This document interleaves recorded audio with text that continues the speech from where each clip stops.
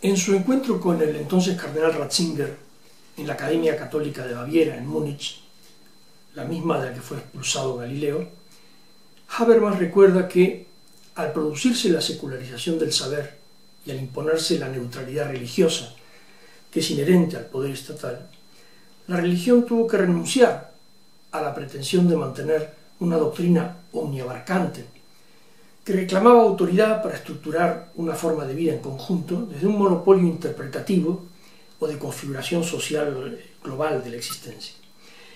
El filósofo alemán reconoce que el lenguaje religioso lleva consigo contenidos semánticos inspiradores, esto es, válidos, pero le parece que es imposible mantener una relación intelectual con ellos. Esos contenidos, afirma el filósofo alemán, no se dejan absorber en términos de argumentación racional.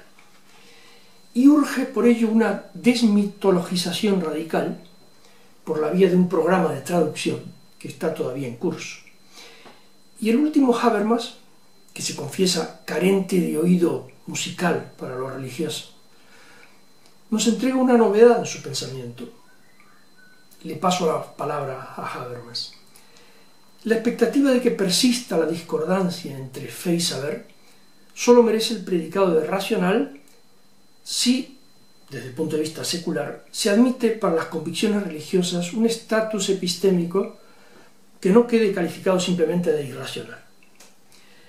Los ciudadanos secularizados de las sociedades de nuestro tiempo no pueden negar a las cosmovisiones religiosas un potencial de verdad, el que sea. Aunque urge traducir del lenguaje religioso a un lenguaje públicamente accesible aquellos aportes que puedan resultar relevantes, dice Habermas. Y añade lo siguiente, a modo de ejemplo, la tradición de que el hombre es imagen de Dios a la idea de una igual dignidad de todos los hombres, que hay que respetar incondicionalmente, es una de esas traducciones afortunadas que salvan el contenido religioso traduciendo la filosofía y acción social, diría yo. Es una de esas traducciones que, más allá de los límites de una determinada comunidad religiosa, abre el contenido de los conceptos bíblicos al público universal, al de quienes profesan otras creencias o de quienes simplemente no son creyentes.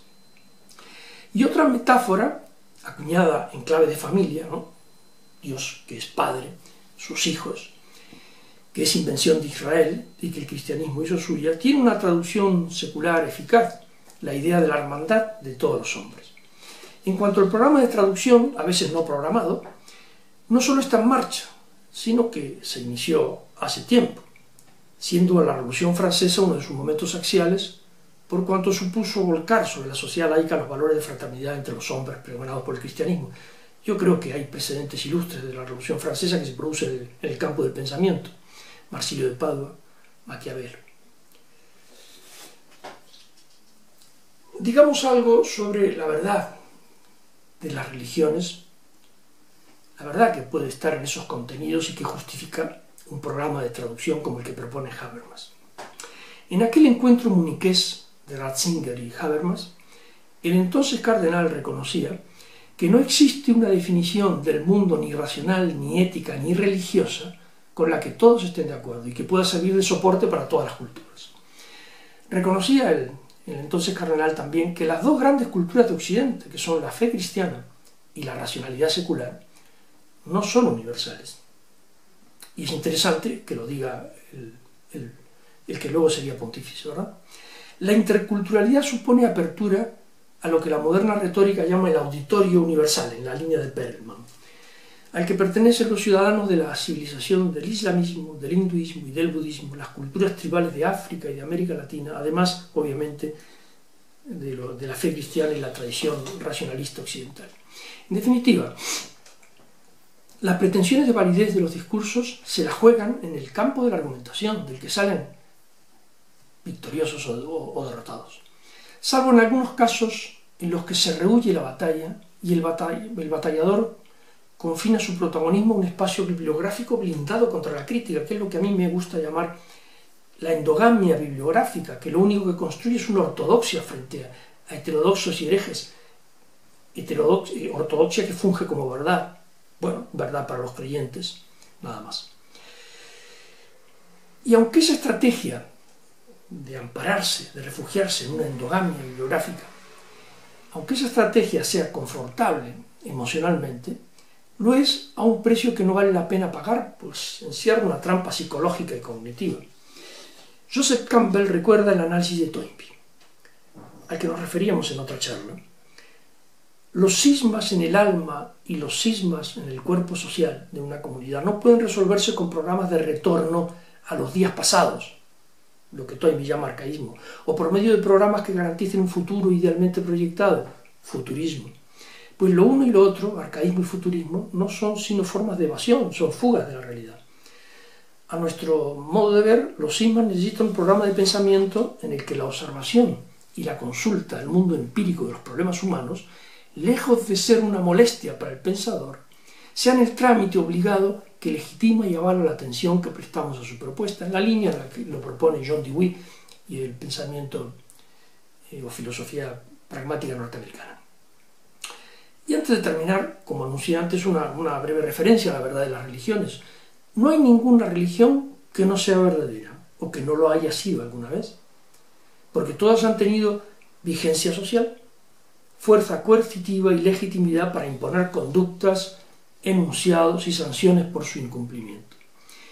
Y no hay religión que no sea falsa o que no lo haya sido en algún momento para alguna sociedad. Basta que decaiga la creencia para que la verdad de una religión se difumine y desaparezca. Por otra parte, siendo simbólica la verdad de la religión, no factual, no histórica,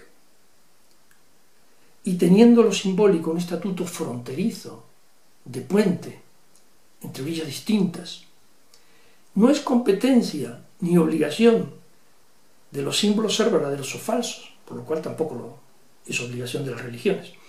Les basta a los símbolos, les basta a las religiones con operar como mediadores entre el pasmo del hombre arcaico ante el entorno y la conciencia del tiempo y de la muerte y la nostalgia del paraíso, entendida esta como pérdida de la inocencia, irrupción de la conciencia y conocimiento de lo irrevocable de cada instante. Es un hecho incontrovertible que el ser humano se siente parte de algo mayor que le trasciende. Esto es real. Se ve invadido por un sentimiento oceánico. Vive intensamente la experiencia de lo luminoso, como dice Otto. Se sabe gota de un océano, ¿verdad?, en el que encuentra su trascendencia.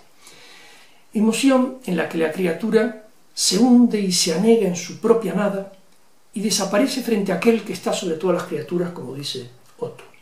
Y encuentra en los relatos de la religión refugio ante la adversidad, conjuro contra el desamparo y expresión para ese sentimiento oceánico. El filósofo alemán Adorno, judío alemán, pero alemán, los únicos que creyeron que no era alemán eran los nazis, pero Adorno era alemán, decía que la expresión de la obra de arte no es la de comunicar un sujeto, sino el temblor de la historia primigenia de la subjetividad del alma. Y la religión se impuso la tarea de orientar ese temblor hacia un ser superior, cuyo furor había que aplacar. Esa es la crónica del Antiguo Testamento, ¿no?, con el que había que negociar, al que había que adular, al que tendría que chantajear con ofrendas y oraciones, ante el que había que humillarse y el que convenía ponerse a buen resguardo. En definitiva, la religión es un invento para defenderse de la ira de Dios. El sujeto de nuestro tiempo ha roto con la religión y hace suya la visión del artista para impulsar su biografía y su aventura sobre la tierra. Debe redactar el guión de su vida. Él es el redactor, no le confía esa redacción a superiores jerárquicos, a una autoridad, no. Él debe redactar el guión de su vida, debe ser el creador de sí mismo, debe convertir en acto aquello que tiene en potencia, debe expresar eso que encuentra dentro de sí, objetivándolo en una ética y en una profesión. Sin duda, uno de sus riesgos es el del relativismo cultural, pero no es esa la única alternativa al monismo filosófico. Existe una tercera posibilidad, y es el pluralismo filosófico, en la línea de Isaiah Berlin, y a esta cuestión dedicaremos otra charla.